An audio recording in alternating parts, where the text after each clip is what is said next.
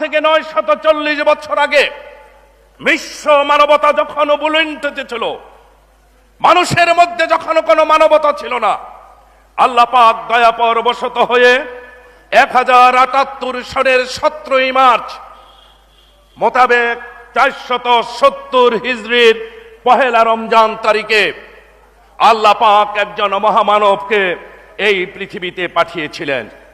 আর সেই মহামানবের নাম হলো মাহবুবে রব্বানী, কুতুবে সুবানী, পীরানে পীর, দস্তপীর, বড় পীর শেখ মোহাম্মদ মহিউদ্দিন, যিনি এই দেশে বড় পীর নামে পরিচিত। বড় পীর আব্দুল কাদের জিলানী রহমতুল্লাহর সন্তানের সংখ্যা ছিল 49 জন। তার মধ্যে তার 27 জন ছিল পুত্র সন্তান, কন্যা সন্তানের সংখ্যা ছিল 22 জন।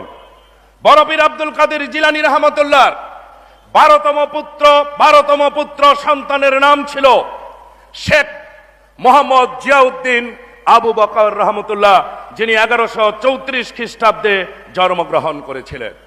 শেখ মোহাম্মদ জিয়াউদ্দিন আবু বকর রহমতুল্লাহর 7ম পুত্রের নাম ছিল শেখ মোহাম্মদ জহির। শেখ মোহাম্মদ জহিরের পুত্রের নাম ছিল শেখ আবু দাউদ। শেখ আবু দাউদের পুত্রের নাম ছিল শেখ মোহাম্মদ হাসান। শেখ মোহাম্মদ হাসানের পুত্রের নাম ছিল শেখ মোহাম্মদ মনসুর। আর শেখ মোহাম্মদ মনসুরের 7ম পুত্রের নাম ছিল শেখ আব্দুল আওয়াল, যিনি 1428 খ্রিস্টাব্দে আজকের ইরাকের রাজধানী বাগদাদের নিকটবর্তী হাসানপুর গ্রামে জন্মগ্রহণ করেছিলেন। এই দেশের ধর্মপ্রাণ মানুষ আমরা সকলেই জানি, আজ থেকে 555 বছর পূর্বে শান্তির ধর্ম ইসলাম প্রচার করার জন্য সুদূর মধ্যপ্রাচ্য থেকে এক মহাপুরুষের এই আগমন ঘটেছিল।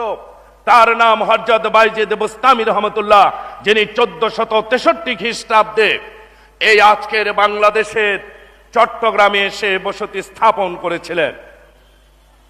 শেখ বাইজিদ বুস্তামি রহমতুল্লাহ শিষ্য বলেন, মুরিদ বলেন, খলিফা বলেন, সহকর্মী বলেন, তাদের মধ্যে সর্বকনিষ্ঠ যিনি